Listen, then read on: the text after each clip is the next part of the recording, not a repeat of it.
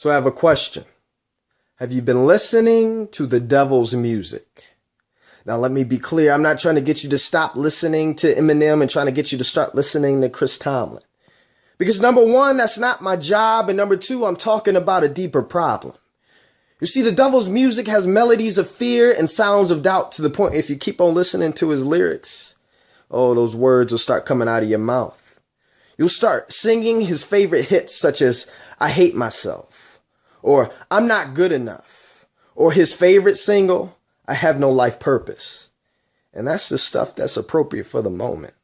Imagine the stuff that's beyond the surface. You see, if you keep on believing his lies, you will be paralyzed to the point where you can't move forward and you're like, Lord, where are you? And because of that song of fear, God's voice you can't hear.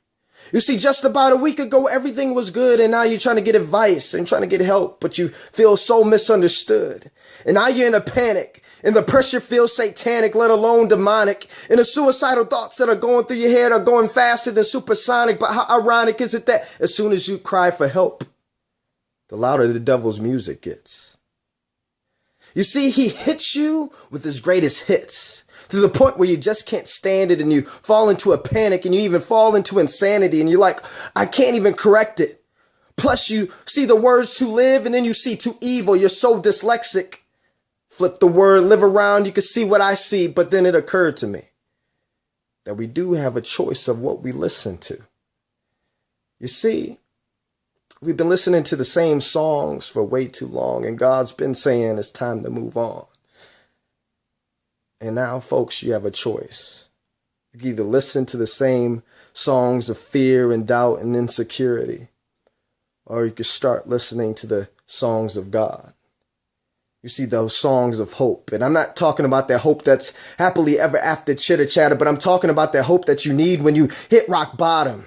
And that hope that you need when your emotions crash down like, Houston, we have a problem. Or how about those songs of purpose that when everything in you wants to die, that purpose keeps you feeling alive. When that inner nudge hits you and it reminds you that whatever comes your way, you shall not budge. Or how about that song of promise?